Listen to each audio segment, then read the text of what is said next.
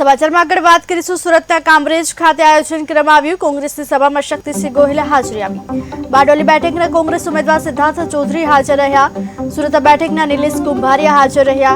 લોકશાહીમાં કોઈ શખ્સ કે પક્ષ મહાન નથી તેવું શક્તિસિંહ ગોહિલે નિવેદન આપ્યું છે। ભારતીય જનતા પાર્ટી અહમ આવ્યું છે તેવું પણ શક્તિસિંહ ગોહિલે કહ્યું છે।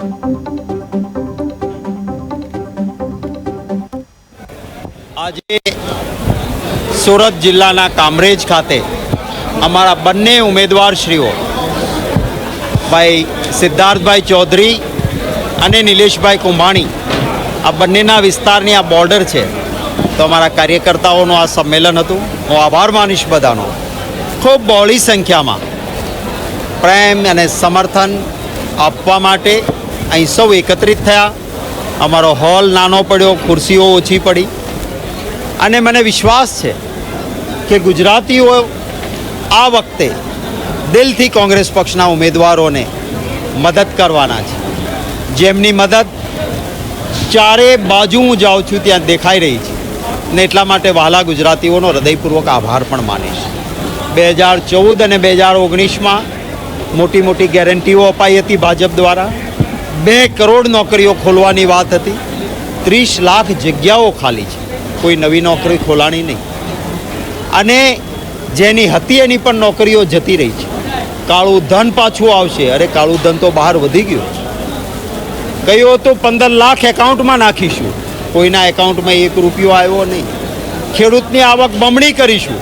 અરે ખર્ચો બમણો થયો, આવક બમણી નહીં થઈ। રૂપિયો મજબૂત થઈ જશે ડોલરની સામે। રેકોર્ડ બ્રેક રૂપિયો નબળો થયો એમના શાસનમાં થયો। પેપર ફૂટે, બ્રિજ તૂટે, છતે પાણીએ લોકો તરસ્યા રહે।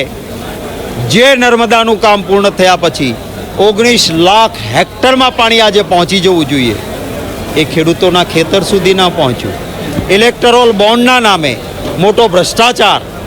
સામા પક્ષે કોંગ્રેસ પાર્ટીએ એક સકારાત્મક એજન્ડા આપ્યો છે। અમારી સરકાર બને, દરેક ઘર જે જરૂરિયાતમંદ છે એની મુખ્ય મહિલાને વાર્ષિક 1 લાખ રૂપિયા આપવામાં આવશે। 30 લાખ ખાલી જગ્યાઓ નોકરીની તરત ભરવામાં આવશે। જે યુવાન નોકરી નથી મેળવી શક્યો અને ડિગ્રી ધરાવે છે એને સ્ટાઇફંડ પેટે 1 લાખ રૂપિયા કોંગ્રેસની સરકાર આપશે। ખેડૂતોને ન્યૂનતમ મૂલ્ય મળે જ, MSP મળે જ, એના માટે ખાસ કાયદો લવાશે। ખેડૂતના ઘરમાં પાક હોય ત્યારે નિકાસની છુટ્ટી થાય, જેથી ખેડૂતને સારા પાક મળે એની વ્યવસ્થા થશે।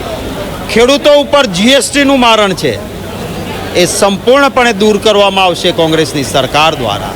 નાના વેપારીઓને ઇન્કમ ટેક્સના જુદા જુદા અડચણો ઊભી કરીને પરેશાન કરવામાં આવે છે। GST અને ઇન્કમ ટેક્સની એક ધોંસ બોલાવીને ઇન્સ્પેક્ટર રાજ ઊભું થયું છે। સંખ્યામાં આમ આદમી પાર્ટી અને કોંગ્રેસ પક્ષના કાર્યકર્તાઓ મીટિંગમાં જોડાયા। ખૂબ ઉર્જા અને ઉત્સાહભરી આ મીટિંગ રહી છે।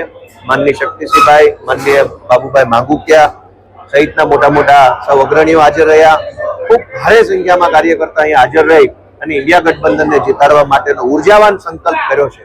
ગઈકાલે ફેઝ 1નું જે વોટિંગ આખા દેશમાં થયું, એ વોટિંગના અનુમાનો હવે ધીમે ધીમે સામે આવવા લાગ્યા છે। ત્યાંના સ્થાનિક લોકો દ્વારા, પાર્ટી કાર્યકર્તાઓ દ્વારા, રાજનીતિની અંદર અનુમાન લગાવવાનું જે વર્ષોથી કામ કરતા એવા તજજ્ઞો દ્વારા જે અનુમાન સામે આવ્યા છે એ બતાવે છે કે ગઈકાલે ફેઝ 1માં ઇન્ડિયા ગઠબંધનના સમર્થનમાં ધમાકેદાર વોટિંગ થયું છે।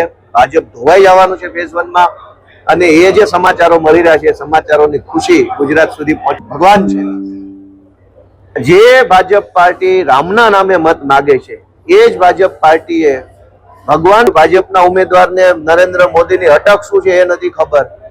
આવા લોકોની ટોળકી લઈ અને 5 લાખની મતથી લીડથી જીતવા નીકળ્યા છે। પહેલા કંઈક સારા માણસ લાવો, કંઈક શું ચૂંટણી છે, શું વિષય છે, શું નામ છે એની ખબર ના હોય એવા માણસોને 5 લાખ મતની લીડથી જીતાડવા ભાજપ માગે છે, તો શું એનું વિઝન શું, લક્ષ્ય શું છે? એટલે લોકો આ બધું જાણે છે। ઇન્ડિયા ગઠબંધન મજબૂત છે। ભગવાન શ્રી રામના આશીર્વાદ છે ને રામના વંશજોએ નક્કી કર્યું છે કે ભાજપને હવે બુદ્ધિ ઠેકાણે પાડવી છે। એટલે આ વખતે પરિણામ અમારા માટે ધારેલું અને ભાજપ માટે અણધારેલું આવશે। આજે